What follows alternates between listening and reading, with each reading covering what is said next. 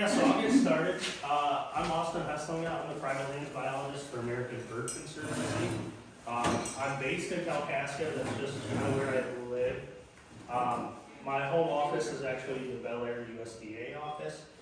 So USDA pays for part of my salary to provide programs to private landowners and outreach activities like this. But that's where my main office is, but my coverage area is all the way from Highway 10 that runs east-west across the state, so about Reed City-ish, all the way up to the bridge. So big coverage area. I get around quite a bit. So even if you don't own land in Otsego County, I can work outside of those counties or in your county. So that's just a little bit about me and my position. And I'll get going here with some presentation. So who is American Bird Conservancy? We were founded in 1994. That was 6 years before I was born, so I wasn't around then. But we're a 501(c) nonprofit, and we're dedicated to conserving wild birds and their habitats throughout the Americas, and specifically here in Michigan. So since 1970, we've seen a steep decline in birds, roughly about a 2.9 billion loss. And that's birds across our biomes, so whether it's in the grasslands in Nebraska, here in Michigan, all the way up in Alaska, really in North America, we've seen this big decline. So that's a big, scary number, and we really decided that we should do something about it and provide tools for landowners for that. So specifically here, I'm going to use my laser pointer because I haven't had one in a while. But this is here, us in Michigan. You can see where we're at here is boreal forest, and then in the southwest part of the state, the southwest half, or the south half, is more temperate forest. So the big difference I can tell people when you want to decipher that is where the line of pine trees starts. As you're driving upstate, when you start seeing more natural pine trees, you're starting to get close to that boreal forest. There's by no means a technical definition at all. But it's something that's pretty applicable. So when we break that down here in Michigan, we're looking at eastern forest birds and boreal forest birds, and we've seen about a 17% decline in eastern forest birds, and then a scarier number, a loss of 33% boreal forest birds. So we're seeing a dramatic decrease here even in Michigan. So what's causing the decline? We like to point a lot of fingers. Whether it's nationwide, we want to point at a lot of problems that aren't ours, but really what it breaks down to is us creating habitat loss and degradation of the habitat that's there. So if you look at the map here, this talks about what our cover types look like, and if you look, all this white area is either urban or agriculture developed. So we're looking at huge expanses of lost habitat. Where if you look up here in our location, you're seeing some of that more forest landscape and the potential for there being a lot of habitat here. So what contributes to that habitat loss is forest fragmentation. So if you think of, I like to tell people, if you imagine your kitchen was half a mile away and your bathroom was half a mile away, the chance of you going to just make a sandwich is dramatically decreased. You're not going to walk all the way that distance to go make a sandwich. The same thing can apply to our bird habitats. So with increased distance between those habitats causes a decrease in breeding opportunity, causes an increase for predation, things that are all really bad for birds. And then also we have invasive species moving in the state. Some of that is caused by our development and what we've done here as humans, but there's also a lot that are just creeping in naturally. If you think of like the emerald ash borer, if you think Phragmites, that's a wetland species, that's really been brought up here on north because of us. So the big question is, it's all doom and gloom, but what can we do? So we decided to create a booklet for private landowners called Forestry for Michigan Birds. I want to think of this booklet as a big tool in your toolbox as a landowner that really breaks down what you can do for the birds here specifically in Michigan. That being said, we're American Bird Conservancy, so we took the bird angle, but we have a common phrase, that's what's good for the bird is good for the herd. And here in Michigan, the herd is the white-tailed deer. So as much as I market birds to you, and as much as we talk about birds today, really I want you guys to think broad scale for all wildlife. I work quite extensively with deer camps, and all they care about is coming up north and harvesting a big deer, and a lot of that quality habitat for deer is also quality for birds. So, kind of works out in situations, but I just want you guys to remember that. Even though we're talking about birds, we're talking about all wildlife. So how did Forestry for Michigan Birds start? We understand we want this tool in our toolkit, and then we looked at surrounding states and what they have. So a big one here would be Forestry for Maine Birds. We looked at that, kind of tore through it as a group. Us, the DNR, U.S. Forest Service, USDA, a bunch of different stakeholders, and we looked through this and said, what's good, what's bad, and how can we make this better for people in Michigan? That included looking at some forest management practices. We had a gentleman earlier talked about ash trees, whether to leave those, and how to use those in habitat, or to remove them from the landscape and use them for practical uses such as firewood.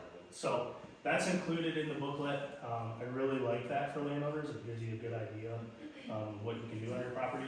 And then we also included in the booklet some results. So here we see a gray bird nest. We love that result. That's a great success story for the bird. But then we also understand that there are some economic results and forestry results from doing the work.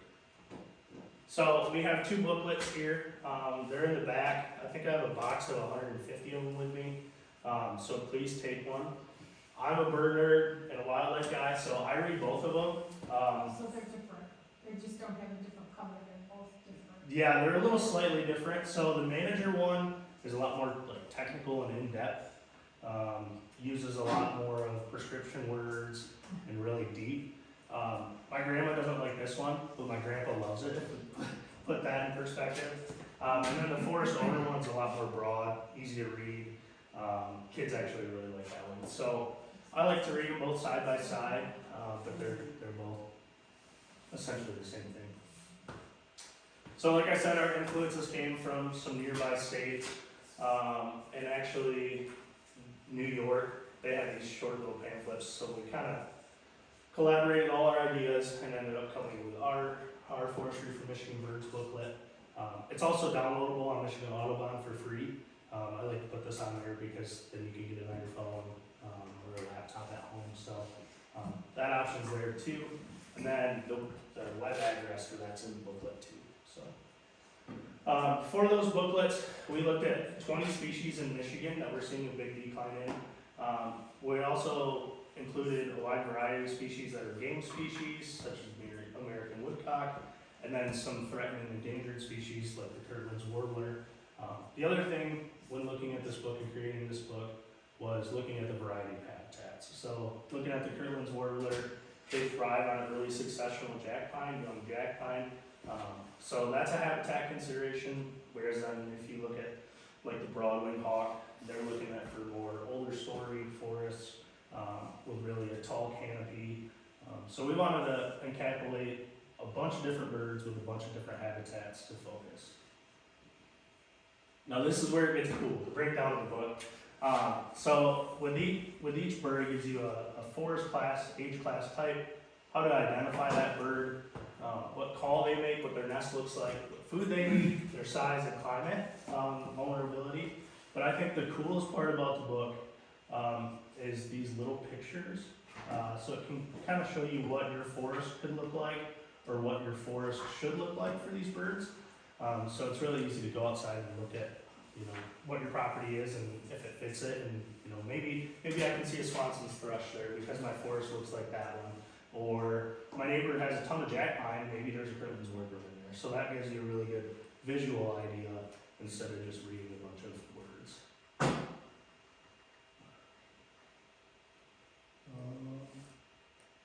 So when we look at managing our forest, there's a lot of different considerations, but a big one is stand level consideration. So this is a little blurry now, but you can see tree diversity in there.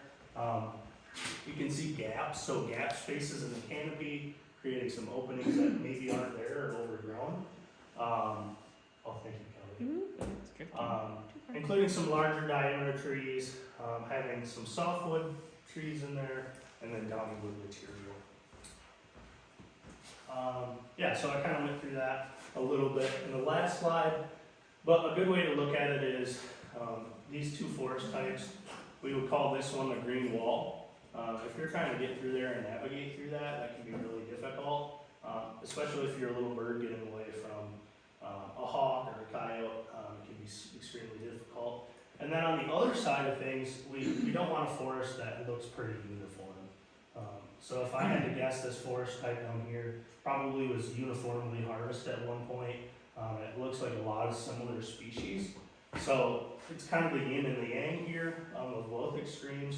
But for birds, for high quality bird habitat, we like to kind of see in the middle of that. Yeah. And then some other stand level considerations. We're looking for native, non-invasive plants that are managed for a diversity of species by varying shade tolerance. So including oaks love open sunlight, and they thrive really well with that. Whereas some other pine species can tolerate complete shade. So we really like that diversity for our birds. And then that in turn supports a diversity of food sources and insects that are available for our birds. So if you look here on the bottom right, it's a red pine plantation, very uniform, same type of tree. You can actually see how much the shade's impacting the ground level here. So for a habitat perspective, there's very limited habitat there for really anything, not just birds. So what can we do now? You guys took the first step by coming and listening to me today, talk to you guys. So educating yourself, your friends, and your family. Like I said, I have so many of those books, so if you think you have a family member or a friend that would love them, feel free to take them, spread them out. The other thing you can do is actively manage your property to benefit various bird habitats. You can establish a forest management plan through a local conservation district forester. We were talking about that a little earlier. That can be difficult depending on where you are, but it's definitely something we can consider. And within that, there is available USDA cost assistance through different programs to help you with a forest management plan. And then the best way is to contact the USDA or me, the ABC biologist, to discuss a site visit to determine some habitat considerations and kind of what some programs could work or look like for you. And with that, I'll kind of do a quick dive here into some USDA and RCS programs that are available for landowners. Our EQIP deadline was this past November for applications, so if we're looking at this program, we're looking all the way until next November timeframe. But that being said, that gives us plenty of time to work through an application now and to get a site visit done so we can discuss some options before that time begins.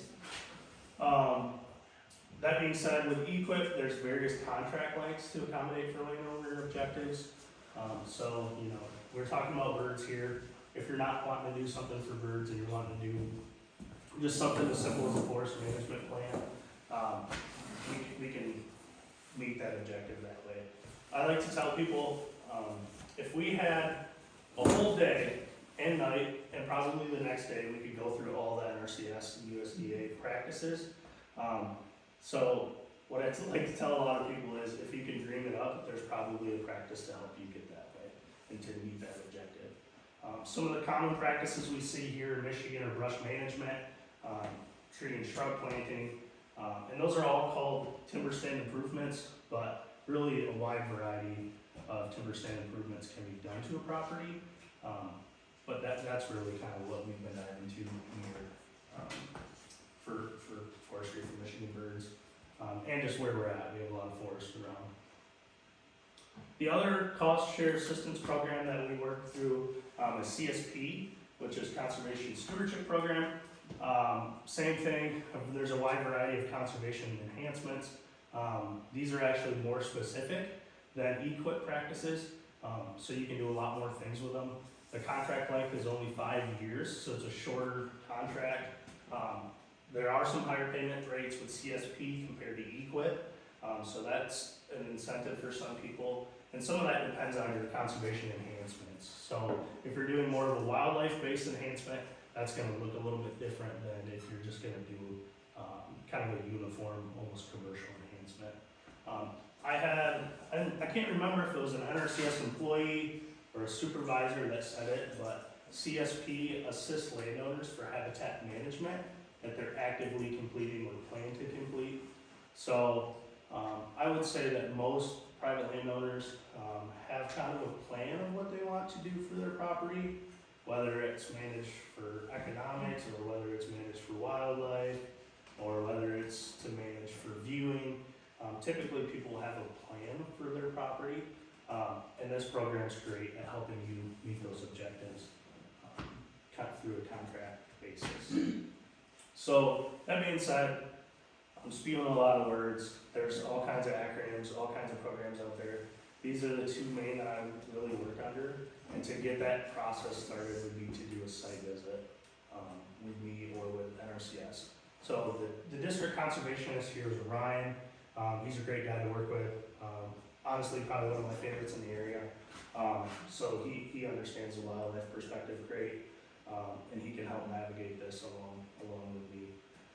That being said, we do have a CSP application deadline for next Friday. So Kelly actually printed off a bunch of those today, so those are here. I like to do site visits before an application, but in the sense of time, sometimes it makes sense to get an application and then do a site visit. So between the application phase and contract phase, there's normally a pretty big timeline, 2 to 3 months. So during that time, I would like to do a site visit then. It's really tough right now in northern Michigan because it's a great thing we love, snow. But that being said, during the spring, we could get a site visit plan. I actually went on one yesterday. We fought through knee-deep snow and waist-deep in some spots, but we can also do that if that's an option or you guys want to do that. Yeah, go ahead. Can you be enrolled in both programs, the first thing that you do, and then, NRC? Or CSP, I'm sorry. So the Forestry for Michigan Birds is not necessarily a program. We do have our own grants through ABC, American Bird Conservancy, to address some private land issues. But I would say those are really specific and really tied to a specific land use. It's not necessarily more applicable to typical forest property. Okay, So most of the time I direct people through the USDA portal systems okay. and the programs through them. That being said, we can't stack federal dollars on federal dollars. So some of those grants that I was talking about through American Bird Conservancy are state dollars. So really it has to be like essentially the perfect property to have both programs. Okay, thank you. Yeah, and they do that for the reason that they don't want people abusing the system. Double dipping or Yeah. whatever, yeah. Yeah. Okay. So, like I said, how do you get involved with these USDA conservation programs? Step one is to get a hold of the local USDA. Here that will be Ryan in the Gaylord office. I do have Ryan's contact information in his card too, if you guys are interested in that, or you can get a hold of me. I actually have the permissions that they do, so we can play in that. Some people, believe it or not, are extremely anti-government, which I get it, it's a little bit. So sometimes they prefer to work through me instead of the USDA. Whatever floats your boat. I'm just as easy as get a hold of as Ryan is. So, and then the step 2 for that would be to hold a site visit with your local NRCS staff or a BC biologist. Hey, Austin, go ahead, sir. But Can we have your contact information? yes, so I have cards in the back there, and then it'll be on my last slide. But yeah, typically me and Ryan will actually go do site visits together. So if you want both of us there and 2 opinions on it, that would be great too. We have no problem with that. Yeah, so here's my contact info. You guys can take a picture of it. But yeah, that's kind of my presentation. I think I'm pretty approachable, and if you want to talk about birds, I'll talk about birds all day long. So no questions too low or no questions don't ask. So that's kind of all I really had for a presentation today. When me and Kelly got together to talk about this outreach event a few months ago, we talked about going out and walking around. I don't think that's gonna happen. Yeah, that got mixed. Um, There's like 4 feet of snow out there. So we got rid of that this year. But if we would've had a winter like last year, we would've walked out and kind of seen what was out there and some recommendations. Could you kind of walk us through, like, so say you go to a landowner, and kind of walk us through that process, you go for a site visit, what are you looking for? What are concerns that you have, things that you see that, like, oh, we really need to change this, high priority stuff that you want to address, that kind of thing? Yeah, so a lot of it really breaks down as to what the landowner wants. So what you want as a landowner, really the big step is deciding that as a landowner. I've worked with quite a few landowners that work with them, and it's pretty clear they haven't made up their mind, and they got a million different directions to go. And it seems like that can change seasonally. So that's really the number one thing we look for, is what the landowner wants on their property and how we can help them get to that point. And then I would say number two would be a resource concern. So in order to work through these programs and utilize these programs, us as professionals have to observe a resource concern. Typically speaking, here in northern Michigan, that's just forest stand improvements that can be done.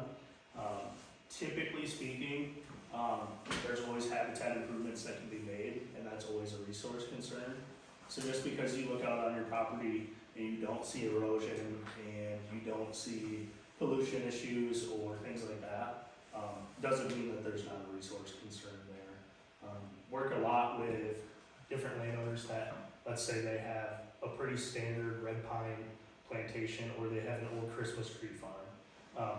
There's not really any huge giant immediate concern with that, but the biggest concern is the wildlife habitat is extremely poor there. So just because a resource concern isn't always visual doesn't mean it's not there. So those are the two big things we look for. How much land do you have to do this? So really, CSP has no limitation on acreage. Some of the EQIP ones do require some big acreage. It just really depends on your practice and what you want to do. CSP, like I said, there's some CSP practices that are as big as this room. And with that CSP program, it's really up to the landowner how much they want to do every year of those 5 years. So I like to plan everybody to start small and get big. You can always do that easier than vice versa. So that being said, CSP has no acreage limit. So if somebody has a property that looks, very, one of the ones you showed was like all one tree, very Mhm. uniform, that kind of thing, what would be your first step recommendation to correct that issue? Yeah, so I'll try and find that picture.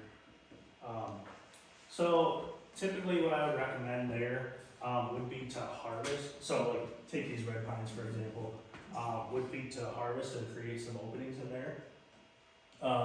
Then at that point, it's really up to the landowner within those openings if they want to plant different tree species. If they want to plant, I heard pollinator plot earlier today, so if they wanted to plant a pollinator plot in there, really it's up to the landowner at that point what they want to do with that opening. But I would recommend creating an opening, removing some of those uniform trees, and giving a diversity of habitat. Red pine especially was planted for economic reasons to make money, and you definitely still can with red pine. But a lot of the properties that I work with and landowners I work with, they bought the property from the previous landowner who had big envisions of getting rich off of red pine. And then they sold the property and now there's a landowner with a bunch of red pine they don't want. So, that's something to consider, just because you have something out there doesn't mean that we can change that. So that's typically how I would go about that. Some people wanna keep the red pine, like I said, for future harvest. So in that sense, I would probably thin it out, and create more uniform openings and then plant something that likes sunlight in there. The big problem with these red pine stands, like I said, is just the shade that covers everything on the bottom, and then a lot of them are spaced too close together. So there's nothing that has any opportunity for growth. That looks like a wildlife desert. Yeah, yep. Individual red pines, or they have, you know, we have a mixed forest and got some really nice red pines, I don't wanna cut them down, but are they of any benefit at all when they're isolated like that? So red pine was brought in, it was an introduced planted species for economics.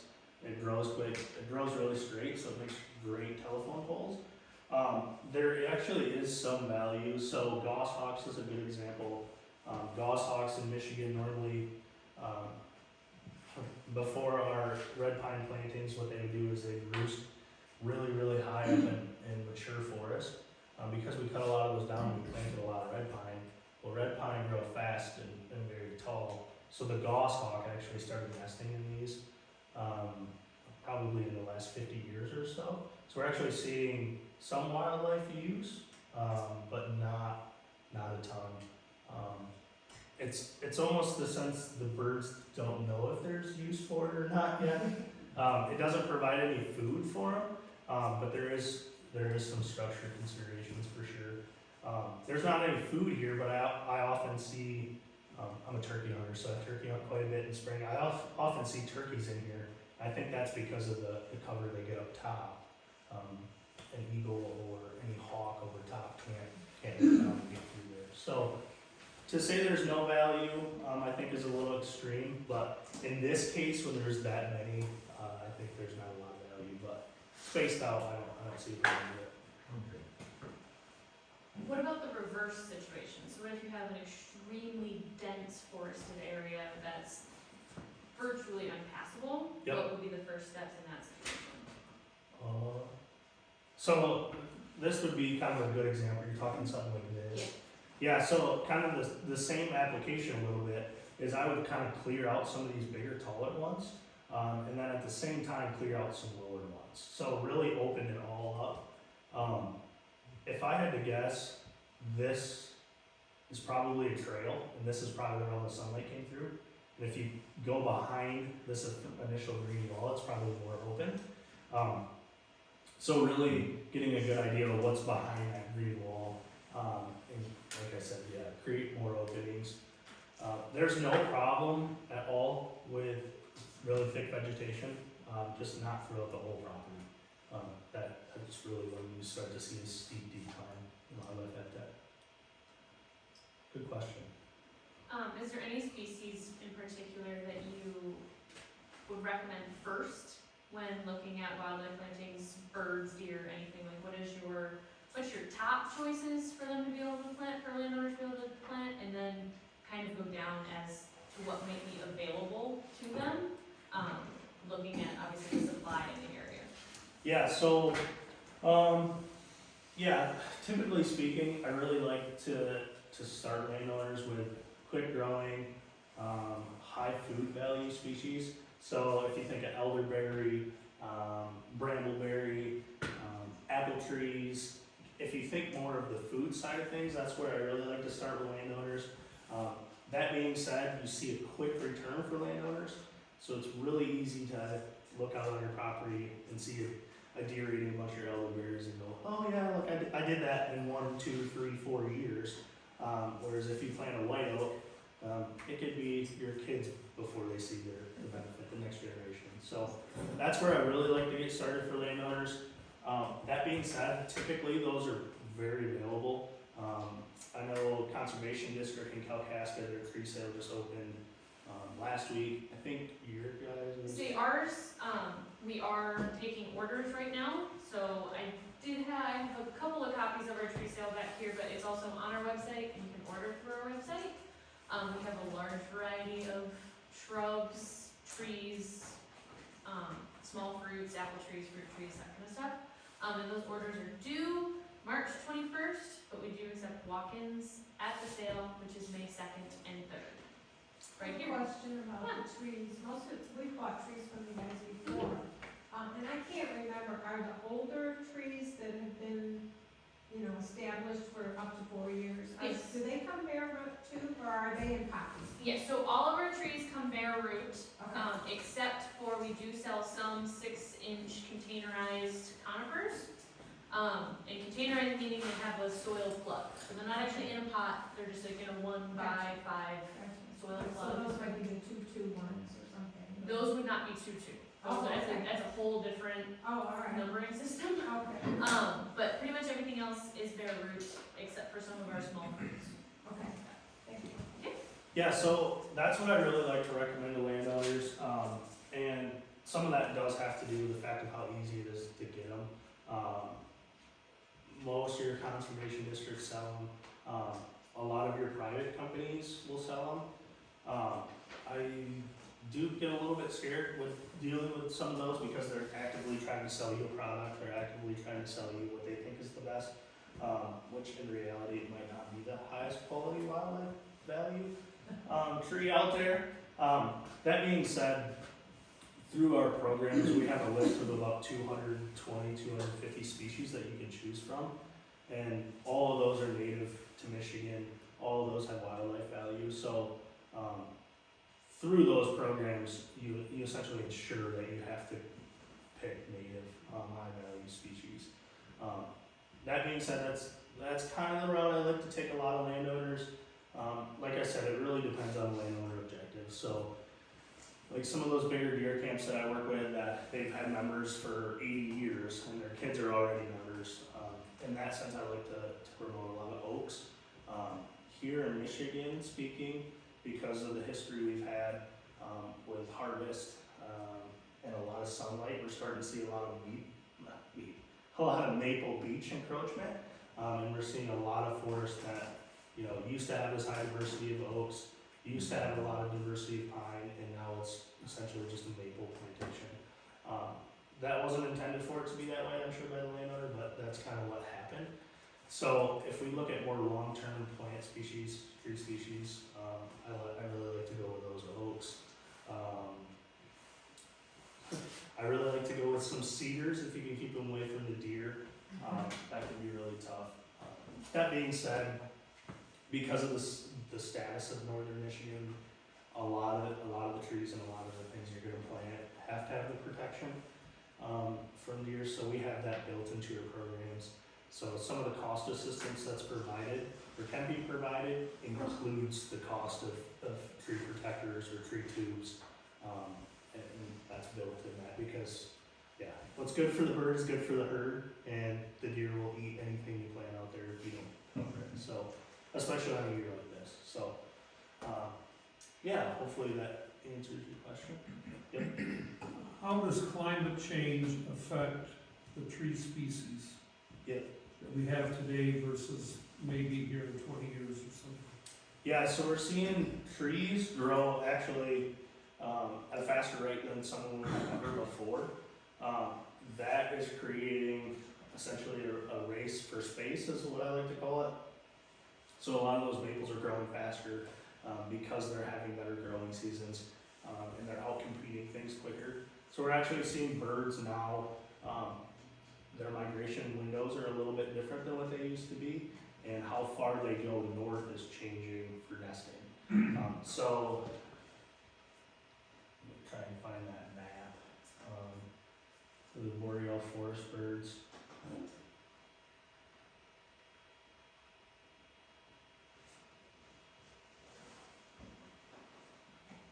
So if you look at this map, our boreal line is here and it kind of dips down around the thumb. There's actually a lot of data and information to support that that's shifting farther north.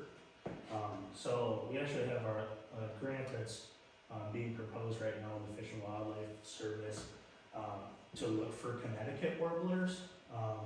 And Connecticut warblers historically used to be in the tip of the mitt area, but we have not surveyed or documented those in the state by any agency since the early 2000s. So the thought is they're moving further north into Minnesota or up into Canada. So we're really seeing a shift at the habitat level. Trees are growing quicker. They're forcing out a lot of the native habitats. And in response to that, the birds are changing their patterns quite a bit. Hopefully that answers your question on there. Yeah. Climate's one of those things where the future is a little bit unknown, so we kind of just have to take the information that we're seeing right now. When it comes to, you're talking about planting oaks quite a bit, Yep. what are the concerns when it comes to oak wilts? So some concerns with oak wilt, really are where are you getting the trees from, one, and then two, so suitability of the site. So when we look at oak wilt, it looks like it's typically creeping north along the lake shore. And typically that's warmer areas. So on the west side of the state a lot, kind of that Kalkaska area, even here in Gaylord, I would say, there's a lot of microclimates that exist that do offer protections from oak wilt. I think oak wilt is one of those things, kind of like the emerald ash borer, where some ash trees are resistant, and we do see that resistance, but we don't see it across the board, and not all trees are resistant. So I hope oak wilt is some sense of that, and we do have some trees that can fight through oak wilt. Another good example of that happening in the past would be the American chestnut. So the chestnut was all over the place in Michigan. It was harvested. It's a great wildlife tree. But what ended up happening is a disease came through and wiped out nearly all of them. Since then, we've had some resistant trees, and those are being studied, primarily actually by MSU, but there's actually a Chinese chestnut now that's non-invasive, that's actually being planted as a native, and that can survive that disease. So regarding oak wilt, it definitely is a concern, and that's something to be evaluated on the property. But I do fall under the belief that there is going to be some resistance from it, and it's not going to wipe out all trees. Is there one kind of oak you would recommend over another? From a wildlife perspective, I would say white oak. From an investment standpoint, as a landowner, I would say probably plant white oak, red oak, and then black oak, just for a diversity standpoint.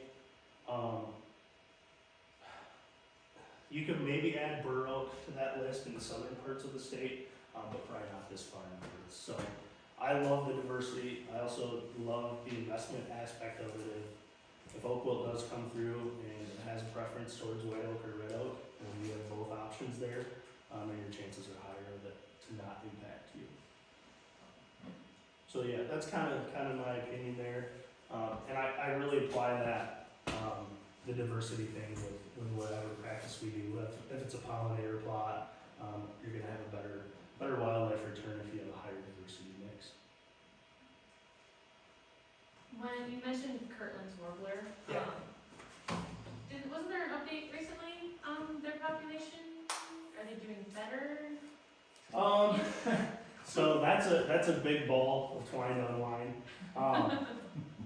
The Kirtland's warbler was delisted as endangered species in 2019.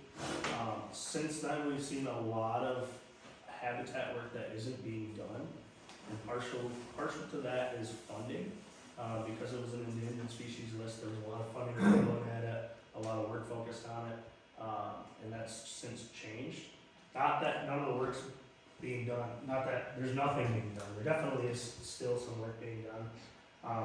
But it's one of those species that depends exclusively on jack pine, exclusively on early young growth jack pine.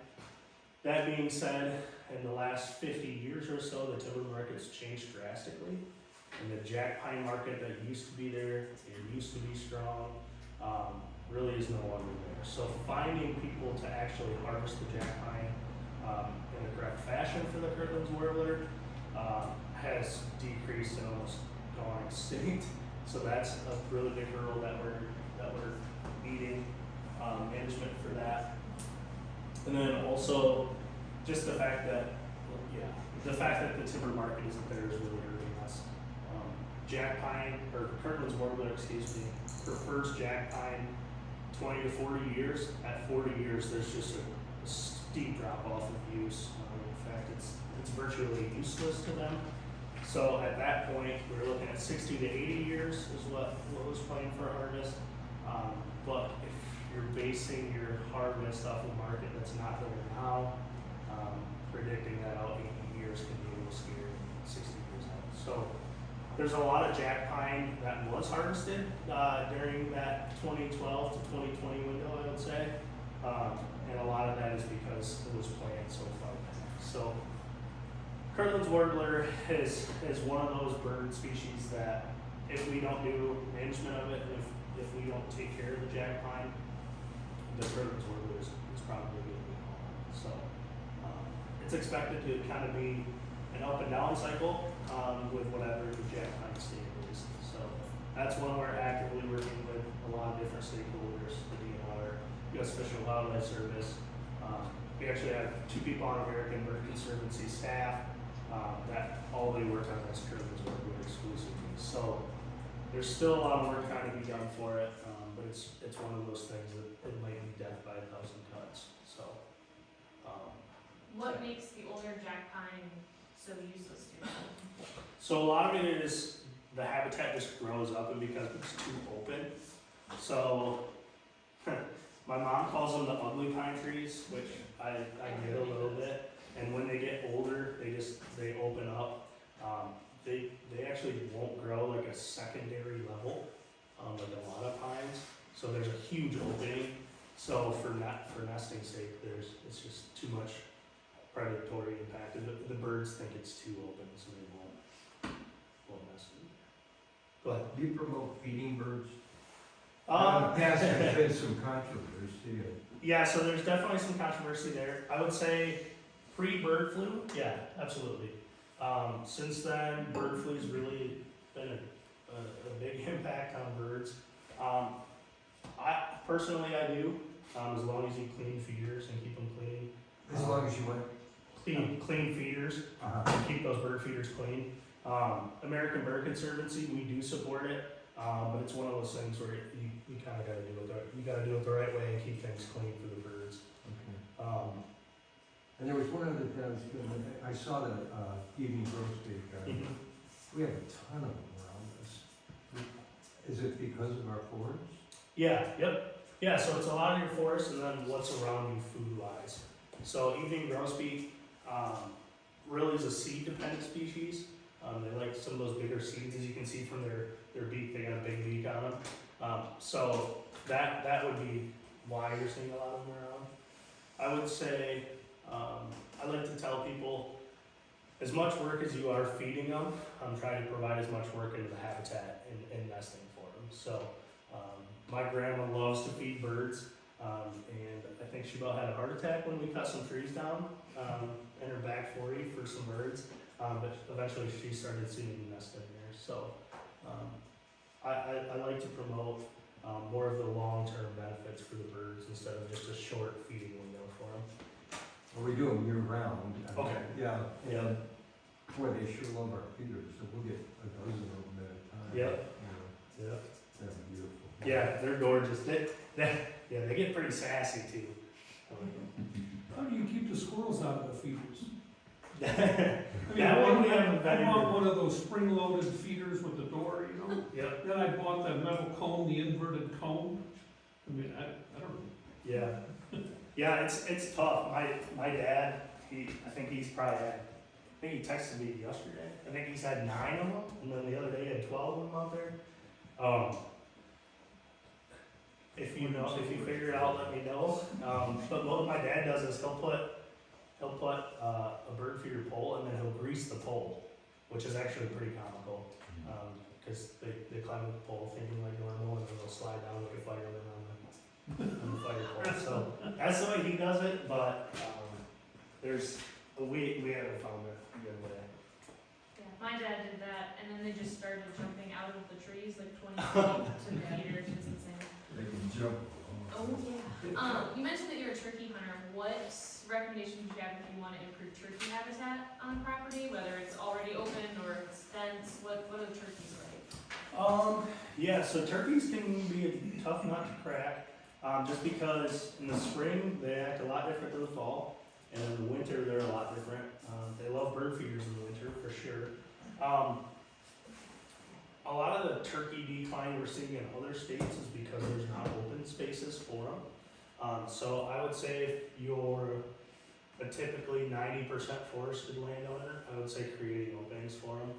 The other thing we've seen a big decrease in, if you think about like that red pine stand, and you think about all the needles on the ground, there's not a lot of insects in there for them to feed on.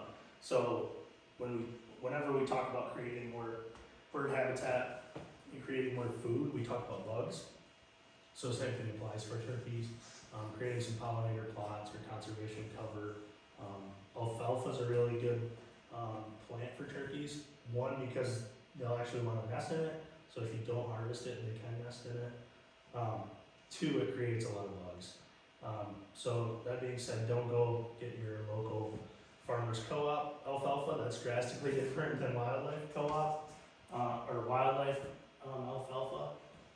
But you see a great insect return on that plant in particular. So I would recommend pollinator plots and openings if you do have openings, or yeah, like I said, creating some of those openings. And you'll see returns from that in the spring, especially if you are a turkey hunter. Those toms like to get out in the open area and do their stuff and strut around for the hens, so we'll see a good return there. I also like our parking lot. Yeah. Any other questions? Yeah, I've struggled with putting in a fruit plot for several years, and it just doesn't, for various reasons, successful. If you or Ryan come out, can you help me with that kind of thing too? Yeah, absolutely. So that being said, all of our field visits don't have to have any program relation. They could just be technical assistance. If you just want some opinions, we can come out there and give you some wildlife opinions. Doesn't have to be program related. So that's what we would give you recommendations on what you could do out there for that. Unfortunately, because of where we are in our soils, a lot of it's sandy, a lot of it's well rain, or clay. I'm Clay. You're in clay, okay. So that's a lot different than, but like a lot of the sands, we have just problems with moisture retention. So I'd have to look on your property for clay, but some of it could be related to a mix. There are a lot hardier species that sometimes aren't included in mixtures or food plot mixes. So that's something we could look at for you and consider. All right, I'm gonna kick the lights on. Just watch you guys. I don't blind anybody. Just on another note, along with the EQIP and CSP programs, the Conservation District has a couple of cost share programs. Through OWLS, which is Otsego Wildlife Society here in Gaylord. So we have a pollinator garden cost share this year, so that would help you cover the costs, 65% cost of putting in a pollinator garden on your property. Has to be a minimum of 120 square feet, and we would come out, do a site visit, recommend species, that kind of thing, and that would go along with obviously all of the other wildlife as well, because you make bugs, everything likes bugs. And then we also have a wildlife habitat cost share, so that's going to be planting wildlife shrubs, food, that kind of thing, specifically for wildlife on your property. That one is a minimum of 2 acres. But there are these in the back on the table that kind of describes that.